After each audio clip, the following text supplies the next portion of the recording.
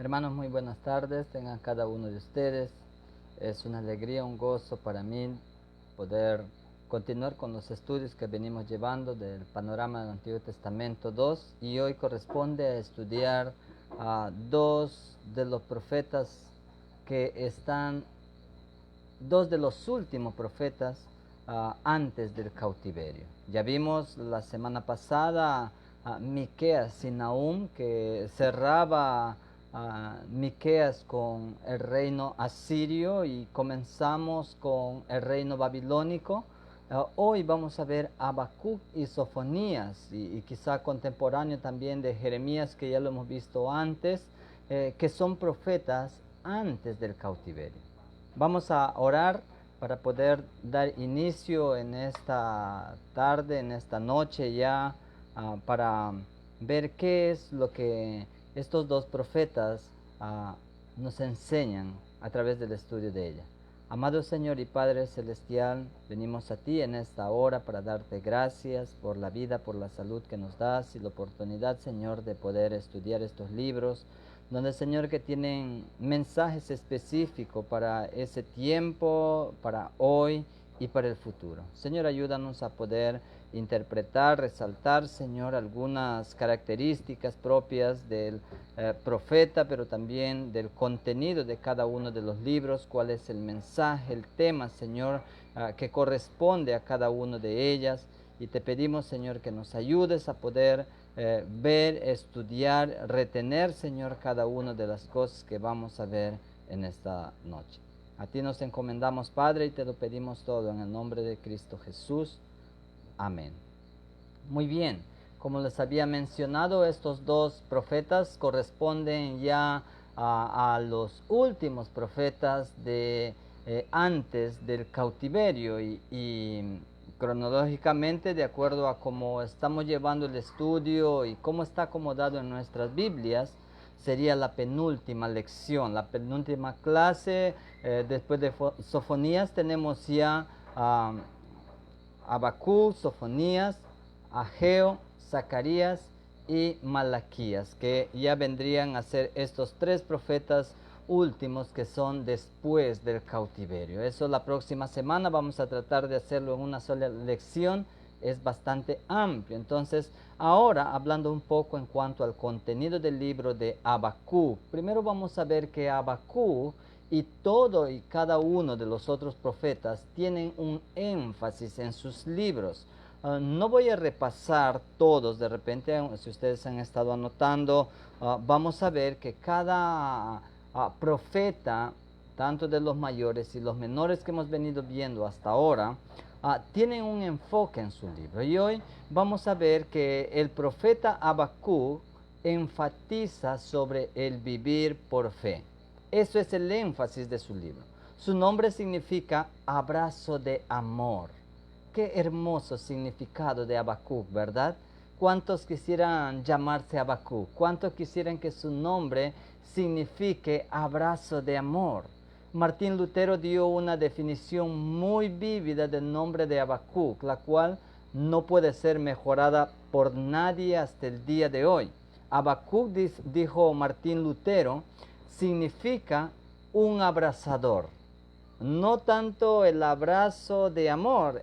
Martín Lutero decía que el significado Habacuc es un abrazador, o uno que abraza a otro, que le toma en sus brazos. Por ejemplo, él lo consuela y lo sostiene levantados, como uno que abraza a un niño que llora. Es como que no solamente enfatiza el abrazo de amor, sino que lo sostiene, lo tiene entre sus brazos como si fuera un niño. Y eso es lo que Martín Lutero había identificado al estudiar, al leer las escrituras y ver el contexto en el que Habacuc está escribiendo.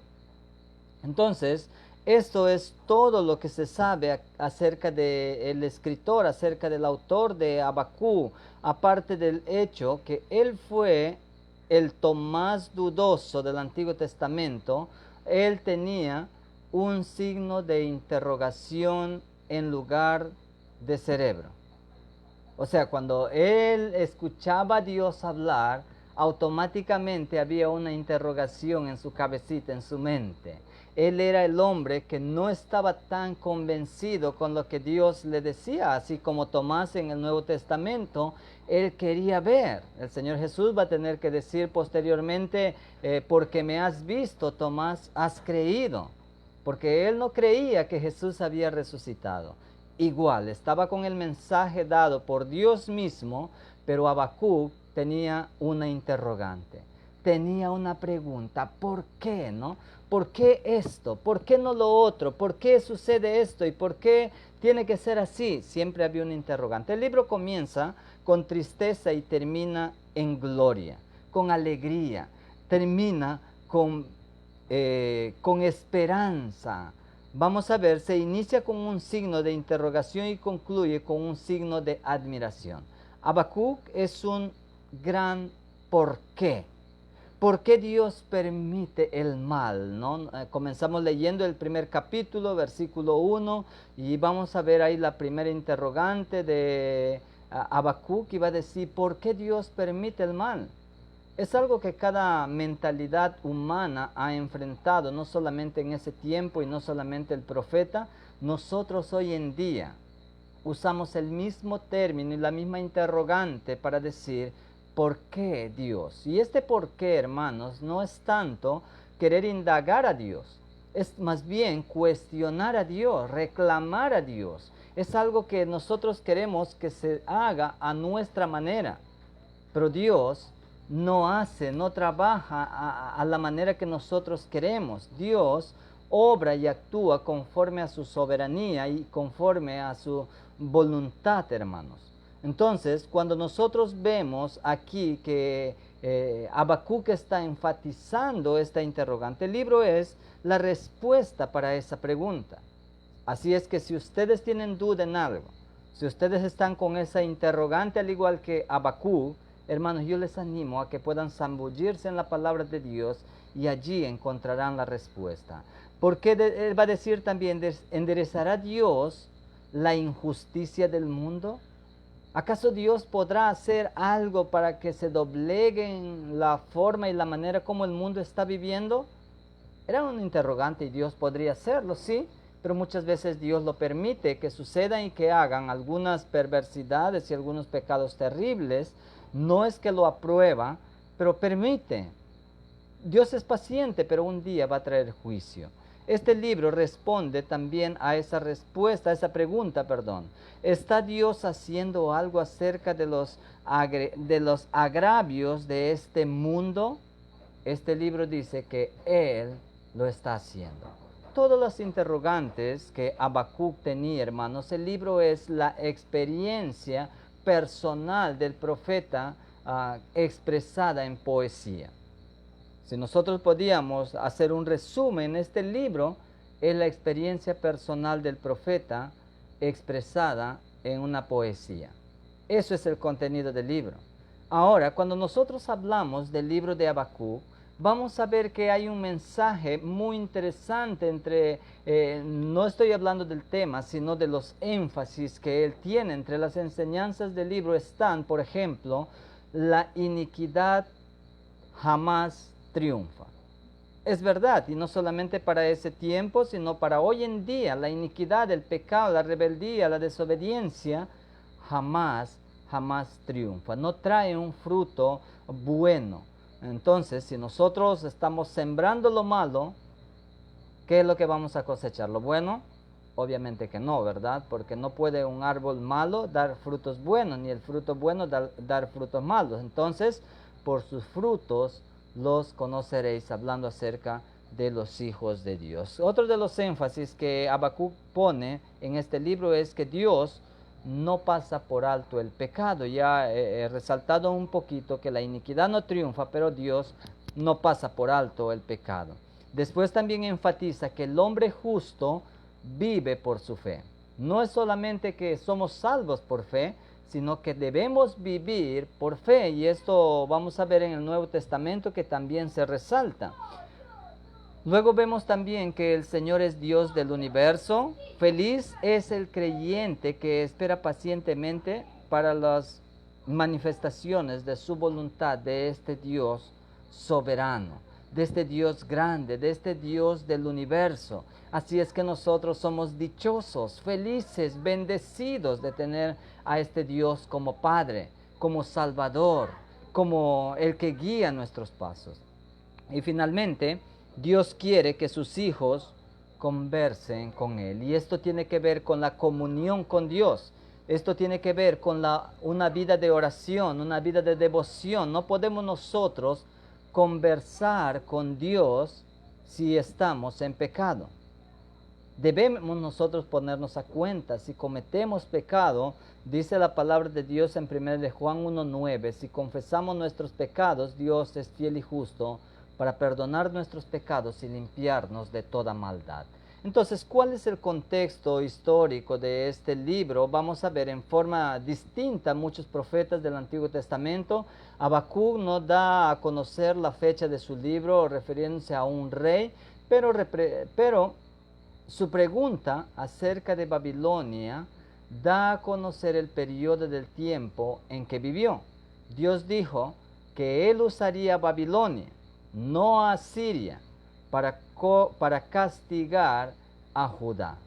Esto nos muestra que Babilonia estaba llegando a ser, ya era una nación poderosa. Estaba creciendo, estaba ya predominando en ese tiempo, pero era un cumplimiento de lo que Dios había dicho. Entonces no era Asiria quien venía para destruir a Judá, era Babilonia. Muchos maestros de la Biblia piensan que Habacuc escribió aproximadamente en el año 606 a.C. En aquel entonces Babilonia estaba incrementando su poder, estaba creciendo de una manera política, de una manera religiosa y de todas formas, hermanos. Económicamente estaba creciendo, estaba predominando ya casi todo y iba ahora a tomar a Judá. En aquellos entonces, ese incremento de poder de Babilonia estaba creciendo de una manera abundante. Entonces, cuando nosotros vemos en cuanto a este profeta, vamos a darnos cuenta que estamos empezando un nuevo tiempo. Estamos antes del cautiverio, estamos ya para ser cautivados, para ser llevados cautivos por los babilonios. Nahum enfatizó que Nínive, la capital de Asiria, había caído. Eso fue lo que Nahum había profetizado. Él profetizó que Nínive, la capital de Asiria, iba a caer. Eso era una profecía que se ha dado cumplimiento. Los babilonios y los medos conquistaron esa gran ciudad en el año 612, 6 años antes de que Babilonia tomara todo Judá. Entonces, cuando nosotros vemos estos acontecimientos después de la caída de Asiria, Egipto era el único poder que se opuso a Babilonia en aquel entonces. Era la única nación que se opuso a Babilonia en aquel entonces. Nabucodonosor, el rey de Babilonia, derrotó a Egipto en la batalla de Carquemis en el año 605. Ahí está todo el relato de cómo se desarrolló esto antes de Jesucristo. Después de la batalla, Nabucodonosor marchó hacia el sur e invadió a Judá. Y está llegando, hermanos, al cumplimiento de aquella profecía, porque no puede pasar por alto la palabra de Dios. Tiene que cumplirse y tiene que darse en el tiempo que Dios ha determinado. Y vamos a ver que Dios, para destruir a su pueblo prácticamente, va a usar a personas malvadas. Es bien inconcebible a veces pensar cómo Dios va a usar a estos malvados, a estos crueles y despiadados para derrotar a su mismo pueblo. Hermanos, eso sucede cuando nosotros vamos en espiral descendente, porque primero una cosa y después otra y después otra y vamos descendiendo cada vez más Y quizás en nuestra vida es similar a cómo la nación, el pueblo de Israel, Judá, cuando ya estuvieron divididos, vamos a ver que ellos primero comenzaron con la desobediencia. Dejaron de mirar a Dios, dudaron de Dios, comenzaron a creer en imágenes, en ídolos, sacaron la vuelta a Dios, como se dice, ¿no? Empezaron a buscar otro objeto de adoración. Comenzaron a practicar diferentes tipos de pecados y esto les conllevó a su derrota. Babilonia invadió a Judá por lo menos 3 veces y es ahí donde vino la ruina. ¿Cuál es el propósito de este libro? Habacuc, hermanos, vivió al mismo tiempo que Nahum, Sofonías y Jeremías, estos 4 profetas que nosotros tenemos antes del cautiverio. Nahum, Sofonías, Jeremías y Habacuc, que es el libro que estamos viendo, como otros profetas de su tiempo, habló habló en contra del pecado. Si nosotros vemos Habacuc 1, 2 al 4, ahí está detalladamente hablando en contra del pecado de Judá. Pero su mensaje principal no fue para los pecadores, sino para los fieles, para los hijos de Dios. Esta profecía estaba específicamente dirigido para Judá, para cristianos, y por así decirlo, para este pueblo que Dios había redimido y que había mostrado su gloria en muchas ocasiones, pero que ahora estaba totalmente separado de Dios. Estaba totalmente perdido. Y su propósito era, al escribir este libro, era alentar a los judíos fieles, ya que ellos luchaban con las mismas 2 preguntas que él hizo. ¿Por qué? ¿No? ¿Recuerdan la primera interrogante que yo estaba diciendo? ¿Cuál sería el tema del libro de Habacuc? Habacuc enfatizó 2 grandes temas. Primero, Dios juzgará a todos los pecadores en su tiempo. Segundo, el justo vivirá por su fe. Entonces, algunos coinciden solamente con el justo vivirá por fe y sacan como si fuera un solo tema, pero si tú consideras, y también es válido, sobre que Dios juzgará a todos los pecadores en su tiempo, también es válido. Cualquiera de las 2 opciones son válidos. Habacuc ha sido llamado el profeta de la fe, la gran declaración de Habacuc. En el 2:4, el justo por la fe vivirá, se ha citado 3 veces en el Nuevo Testamento. En Romanos 1:17, en Gálatas 3:11 y en Hebreos 10:38. No es la única vez que se ve en la Biblia que dice que el justo debe vivir por fe. Estamos hablando de personas que ya conocen a Dios, de personas que ya tienen, que ya tienen una relación con el Señor. Entonces, dice allí, el justo vivirá. ¿Quién es el justo? Aquella persona que Dios ha declarado inocente. Justo, ha sido justificado. Entonces, estas personas no solamente han sido salvos por la gracia de Dios por medio de la fe, sino que ahora deben vivir también por la fe. ¿Cuál sería el bosquejo de este libro de Habacuc?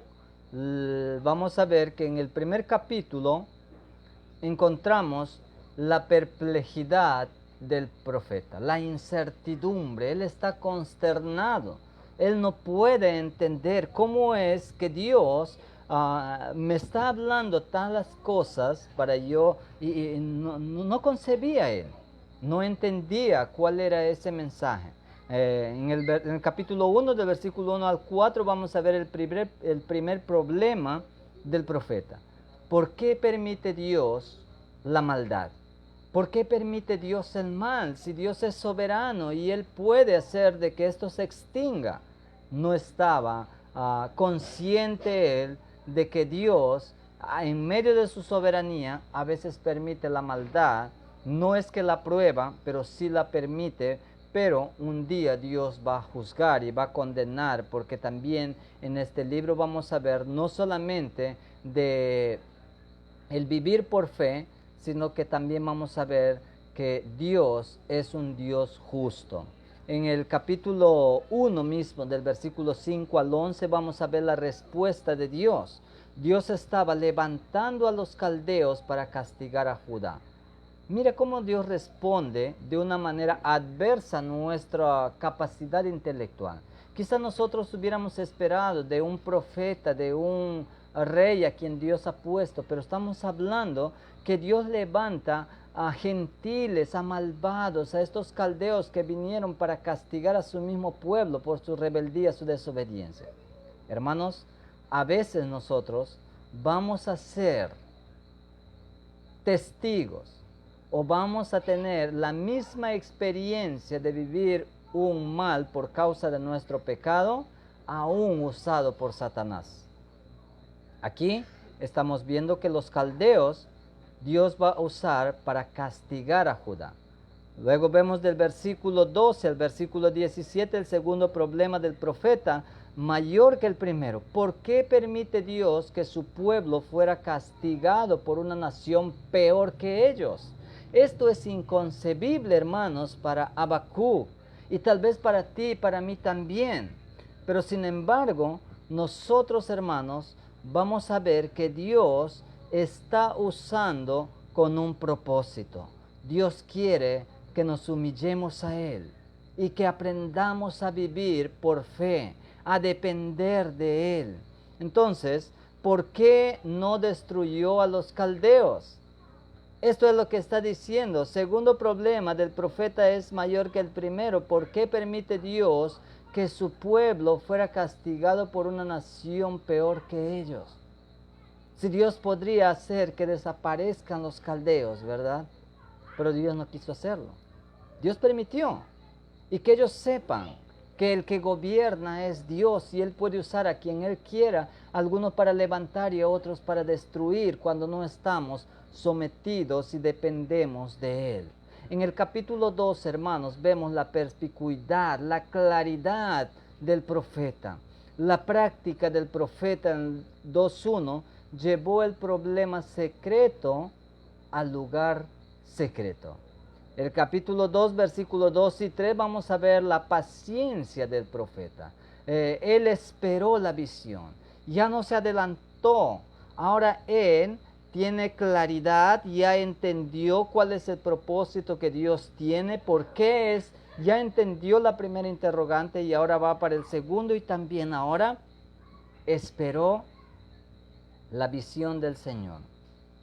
Versículo 4, el proscenio bajo el profeta, la gran división, en la humanidad. Un grupo que es pervertido va hacia la destrucción, el otro grupo, por la fe, va hacia Dios.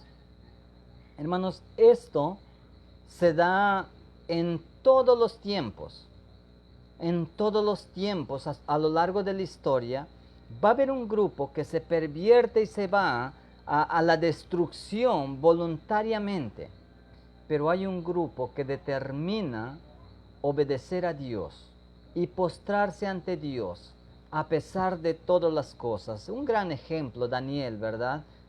Los babilonios lo tomaron cautivo y lo llevaron porque querían hacer uno de ellos, usar como un instrumento, y Dios permitió que estos malvados puedan llevarlo, querían cambiar el nombre, su significado, querían que hagan otras cosas, pero permaneció fiel a su fe, él y sus 3 amigos también. Esto es un gran ejemplo. Luego vemos la parábola del profeta en el capítulo 2 del versículo 5 al 20. Vamos a ver ahí cómo de una manera ilustrada y con mucha perspicacia, con mucha claridad, con mucha sabiduría, va a aclarar su mensaje, va a aclarar el contenido y va a dar una claridad de por qué. Ya no hay ese interrogante que hubo en el capítulo 1. En el capítulo 3, hermanos, vamos a ver el placer del profeta. Y esto es interesante porque nos ayuda a poder identificarnos como una escala, ¿no? Como que nosotros atravesamos situaciones diferentes, llega un momento de incertidumbre y cuando nosotros confiamos en Dios y vemos que todo se volca y Dios empieza a abrir las puertas y empieza a bendecirnos y empezamos a crecer y de nuevo hay un momento de prueba y nosotros seguimos confiando y no nos hemos caído y seguimos levantándolo y eso es motivo de alegría, de gozo, hay placer. Hermanos, eso debería ser la vida del creyente. Pero lamentablemente, muchas veces en el momento de prueba hay cuestionamiento contra Dios. Hay desánimo, hay falta de interés para continuar sirviendo. No queremos, hermanos, que esto suceda. Hay una profecía aquí que nos ayuda a ver de una manera general en cuanto al pueblo de Dios, no de una manera personalizada, pero que nos ayuda a poder identificar y si nosotros podríamos sacar algunos principios para adoptar a nuestras vidas, podemos hacer de esta manera. Entonces vamos a ver el capítulo 3, 1 y 2, la plegaria del profeta. El profeta, el que creía que Dios no hacía nada en cuanto al mal, ahora le implora que se acuerde de ser misericordioso, que se acuerde de su obrar con poder. Yo sé que tú tienes poder, Dios. ¿Temía él que Dios estuviera haciendo mucho? ¿Temía Habacuc que Dios estuviera haciendo mucho? Eso es la interrogante. Nosotros sabemos, cuando espero que lo hayan leído a todo el libro, vamos a ver ahí el desenlace, es como... hermanos, cuando hablamos del bosquejo, esto nos debe ayudar a ordenar nuestras ideas y ver la primera parte a qué corresponde, la segunda y tercera parte, a veces están conectados, una idea inicial y la final tienen relación, son paralelos y en el centro hay un contenido diferente, paralelo a veces, y esto nos ayuda porque no siempre está en orden cronológico, pero nos ayuda a ver, hermanos, el programa de Dios en el capítulo 3, versículo 3 al 15, perdón. Dios cabalga majestuosamente en su carruaje de salvación. Eso lo vemos directamente en el versículo 8. Él está obrando, aun cuando nosotros no podemos imaginar, aun cuando nosotros vemos que Él está haciendo de una manera diferente a lo que nosotros pensamos. Dios está obrando y Dios está haciendo su obra soberana. Dios jamás ha dejado de obrar a nuestro favor. A veces lo va a hacer usando aparentemente lo malo para nosotros. Personas malvadas, como aquí en este caso, ¿no? Estamos viendo la posición del profeta del 16 al 19. Él se gozará. En el versículo 18, su dolor ha cambiado en gozo. Todo lo que sentía, todo ese pesar, esa lástima y todo lo que estaba viviendo, ahora él comprendió. Y ahora lo que emerge de él es alegría, gozo, porque ha entendido que como Dios está obrando, aun cuando no parezca tan bien a nuestros ojos, Dios está haciendo su obra perfecta. Algunos principios, hermanos, para resaltar de este libro de Habacuc. Dios castigará a cada nación malvada. No va a pasar por alto, hermanos. Dios un día castigará. Número 2, los creyentes pueden hacerles sus preguntas a Dios. Sí, muchas veces, pero tengamos cuidado que esas preguntas estén cuestionando a Dios. Tengamos cuidado que esas preguntas estén reclamando a Dios. Que la pregunta que nosotros hagamos sea, ¿para qué? ¿Sí? Esto es el para qué, es el propósito. Señor, ¿cuál es el propósito que tienes para mí, para mi familia, por el cual yo estoy pasando tal situación? No por qué, porque por qué parece que estás reclamando a Dios. Número 3, el justo vivirá por fe. Esto ya lo he mencionado también en el Nuevo Testamento, ya lo he mencionado. Los creyentes podemos regocijarnos en Dios nuestro Salvador en cualquier circunstancia. Así es, hermanos. Nosotros como creyentes debemos regocijarnos. Regocijaos en el Señor siempre, ¿no? Filipenses dice esto, regocijaos en el Señor siempre. No hay un límite de tiempo. Dios ha hecho, algo que nosotros jamás habríamos podido hacer, hermanos. Así es que deberemos regocijarnos nosotros siempre. Ahí terminamos, hermanos, el libro de Habacuc. Vamos a empezar Sofonías, el profeta del día del Señor. Si usted ha estado atento, esta frase se ha repetido por lo menos en 2 profetas más: el día de Jehová, el día del Señor, el día del Señor otra vez y una vez más. Vamos a ver que Sofonías da el mismo énfasis. Sofonías se identificó a sí mismo mejor que cualquiera de los otros profetas mencionados. No hay ninguno de los otros profetas menores que se describe a sí mismo tal y como Sofonías lo hace. En tanto que Habacuc guardó silencio de sí mismo, él no habló mucho, nada acerca de él. Sin embargo, Sofonías se fue al otro extremo, fuera de lo común. Él trazó su linaje hasta el tatarabuelo, quien fue Ezequías. Él empezó a mencionar su papá, su abuelo, hasta su tatarabuelo.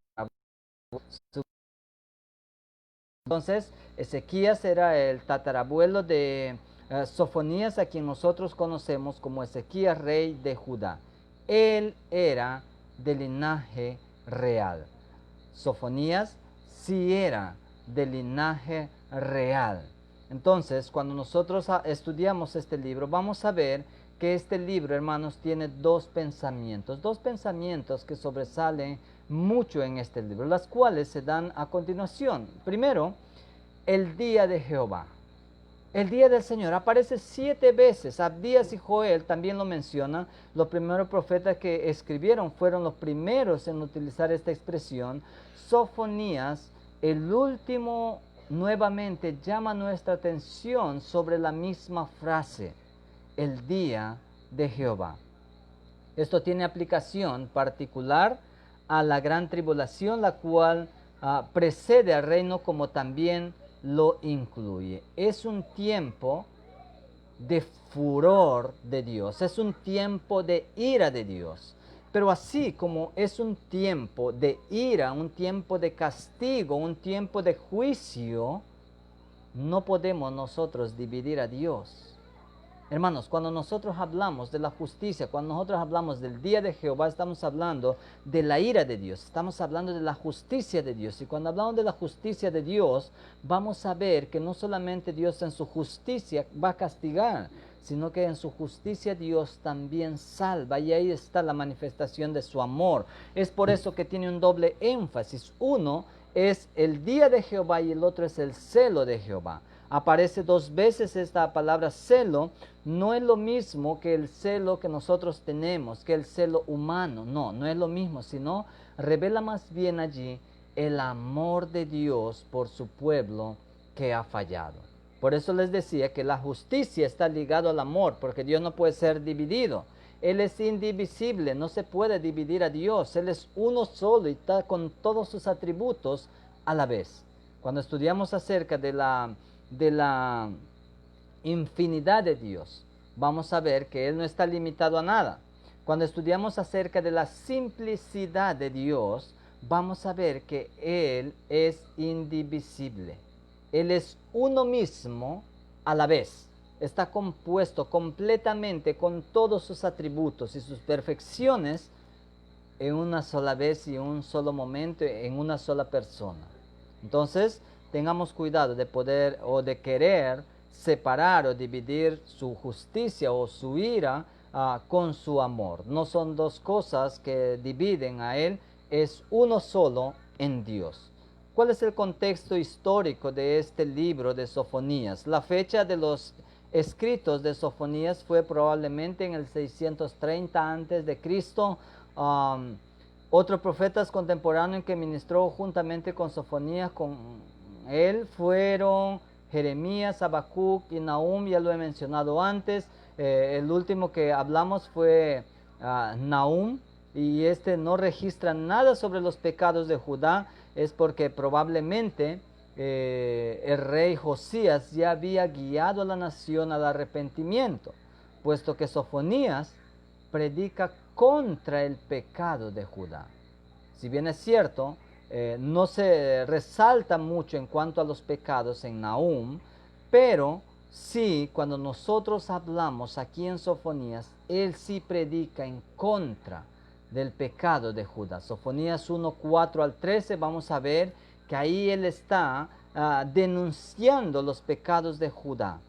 Podemos deducir que su ministerio se efectuó unos pocos años antes que el de Nahum. Los reyes malvados, Manasés y Amón, reinaron antes que Josías, y su influencia perversa continuó por muchos años más adelante. De hecho, Josías no comenzó a guiar al pueblo al arrepentimiento hasta el año 627.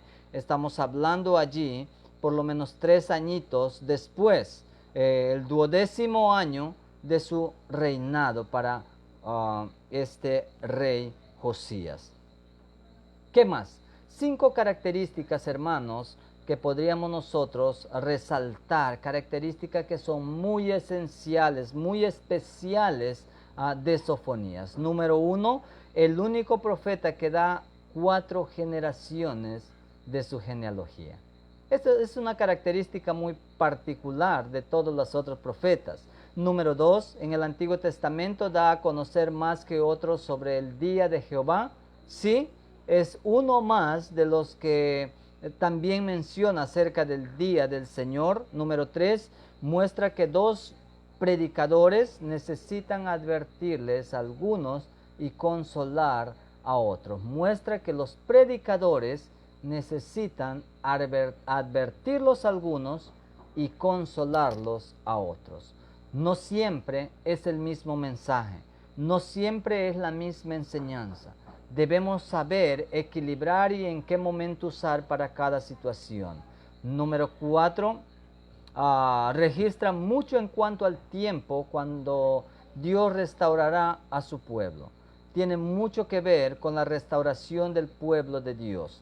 Número 5, los escritores del Nuevo Testamento hacen referencia de él por lo menos en 4 veces, en 4 pasajes. Así es que no es la excepción que se mencione aquí solamente en este libro.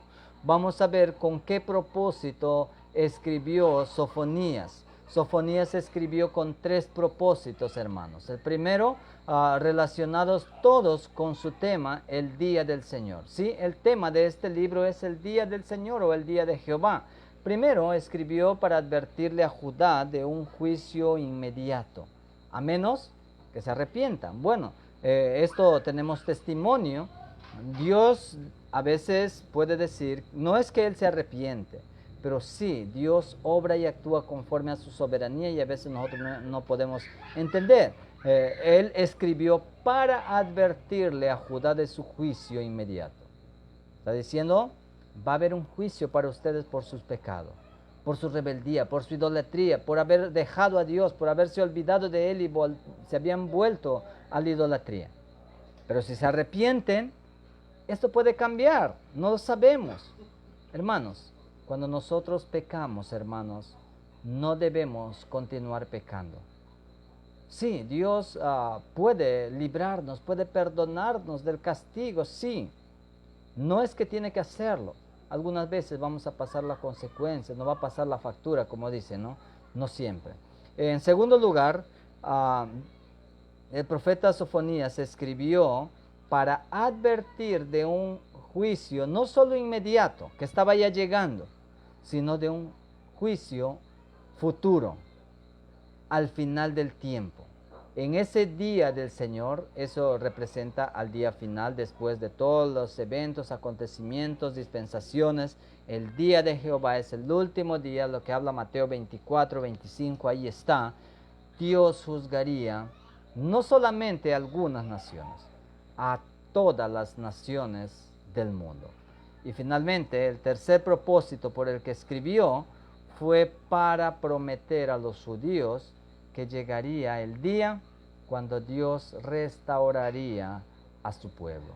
Esto es un mensaje de esperanza, esto es un mensaje alentador para el pueblo, pero lamentablemente, hermanos, a pesar de estas profecías, a pesar de estas promesas de Dios para con su pueblo, y hoy en día nosotros mismos pensemos en la realidad, hermanos, a pesar de que Dios muchas veces nos perdona, nos da oportunidad, y a veces nosotros seguimos pecando. De verdad yo me identifico mucho con esto porque reconozco que todavía fallo, hermanos.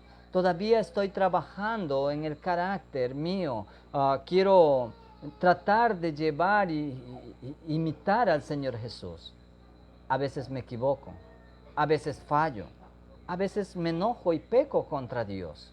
Y tengo que pedir perdón a Dios y volverme a Él y reconciliarme con Él y estar bien con Él. Porque todavía hay mucho que tengo que trabajar en mi carácter. El tema ya lo he mencionado, algunos consideran como el lado oscuro del amor de Dios, ¿sí? Pero es el día del Señor.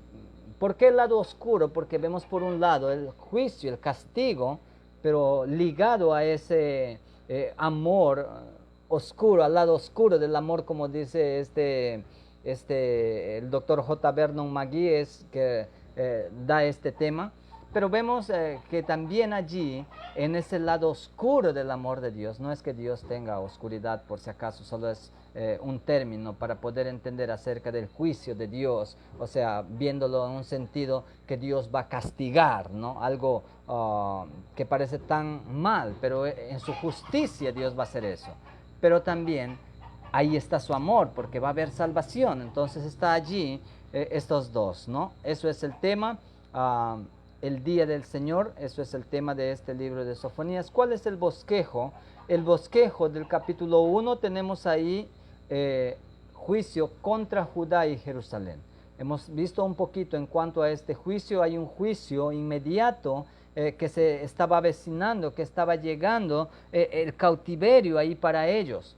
Iba a haber ahí, lo van a ser tomados todos ellos, van a ser llevados cautivos, van a ser destruidos todos lo que ellos consideraban como de más valor. Eso era el juicio inmediato de Dios usando a personas malvadas.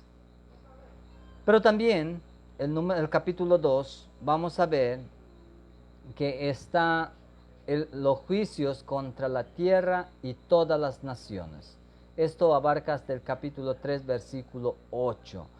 Hay un juicio, era futuro para ellos, llegó su tiempo y se cumplieron algunas, otras todavía siguen estando posteriores, escatológicamente todavía no se ha dado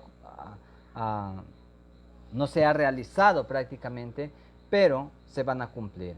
Esos juicios para todas las naciones sí se va a cumplir en su determinado tiempo. Y finalmente tenemos aquí, todos los juicios son removidos, el reino es establecido. Una vez que todos estos juicios hayan terminado, haya llegado a su fin, entonces hay una restauración. Hay un mensaje de esperanza aquí también. Y el reino de Dios es establecido eternamente para cada uno de sus hijos. Y quizá podríamos nosotros resaltar algunas cosas, pero el tiempo es bastante corto y ya se me pasó casi una hora. Así es que, mis queridos hermanos, quizá algunas cosas solo voy a resaltar para terminar del capítulo 1. Me gustaría resaltar algunas cosas, por lo menos en el versículo 7, el día de Jehová es el juicio, dos pensamientos, y las notas bajo, cuando nosotros vemos en Joel 1:15, aquí la venida de Nabucodonosor es tratado como un cuadro del día de Jehová. Eso es como la antesala, es como, digamos, la figura, pero no es el todo, porque solamente fue una pequeña. Calla significa silencio, totalmente. Y eso es lo que sucedió con Nabucodonosor. Destruyó todo, dejó un solo silencio. Pero no termina allí, hay un día de juicio en el futuro. El pecado de los hombres trae juicio. En versículo 17 no habrá liberación. 18 alguno. La plata y el oro son sus dioses y son ineficaces para salvar. Ellos habían depositado su confianza más en los bienes materiales, como muchos hoy en día lo hacen, y lamentablemente Eso solamente es pasajero, te miente, no te salva, un día igual vas a ser juzgado. Finalmente vamos a ver estos dos últimos, los juicios contra la tierra, a las naciones del capítulo 2. Capítulo 2, un llamamiento a Israel a reunirse para implorar por liberación de la ira de Dios. Esto es para el futuro. Sin pudor significa que fueron insensibles a la vergüenza de su condición pecadora. Esto revela, hermanos, la práctica pecaminosa en contra de un Dios santo a lo largo de todos los tiempos. La insensibilidad del pecado. Esto es la falta de pudor, sin pudor, como aquí vemos, ¿no? En el capítulo 2, en el versículo 1. Eso es lo que significa sin pudor. Y esto debería traernos vergüenza, hermanos. Algunas otras cosas más, todos los juicios son removidos en la última parte, el capítulo 3, 9. Esto no significa que habrá un solo lenguaje en todo el mundo, aunque pueda ser que haya un solo lenguaje, quizá el lenguaje de antes de la Torre de Babel. No lo sabemos porque ahí fueron confundidas las lenguas y ahí es donde tiene su origen los idiomas y lenguas de diferente que hoy conocemos. El pensamiento aquí es pureza. No tanto tiene que ver con la lengua que se va a unificar y quizá podría ser así. Solo es deducción o interpretación. La Biblia no aclara mucho en cuanto a eso, pero podemos deducir que podría ser así en el sentido de la eliminación del lenguaje sucio, blasfemo y obsceno. Las palabras groseras desaparecerán. Estamos hablando después del día del Señor. Versículo 12, del 10 al 12, estas son las condiciones del reino. En versículo 13 al 26 vemos el remanente de Israel entre el reino. Su actitud y lenguaje son cambiados, el temor es removido, el Señor Jesucristo reina sobre ellos personalmente. Estas palabras se refieren a la segunda venida de Cristo y su reinado en la tierra. Hermanos, de verdad que es bonito poder resaltar cada versículo, sería bueno, ¿no? Y ocuparíamos mucho más tiempo, pero me he dado cuenta que ya hemos llegado a la hora. Algunas tareas, hermanos, para compartir con ustedes. Ya saben, en cuanto a la lectura de los libros, también cada semana deberían haberlo leído, ¿no? Con anticipación. Eso es parte de sus tareas. Luego deben identificar las palabras claves que ya no les he estado dando, porque quiero que ustedes puedan identificar y se tomen un tiempito para leer minuciosamente y puedan identificar la palabra que se repiten varias veces, no con el buscador, por favor. Sean conscientes, responsables en sus estudios y puedan ustedes hacer una tarea con seriedad, con responsabilidad, con honestidad también. Número 3, Habacuc aceptó el juicio venidero de Dios sobre Judá, pero el profeta oró para que Dios equilibrara la ira con la... Solamente tienen que llenar ahí una palabrita. Número 4, ¿qué pasó en las naciones cuando Dios las miró? Basado en Habacuc capítulo 3, versículos 3 y 6.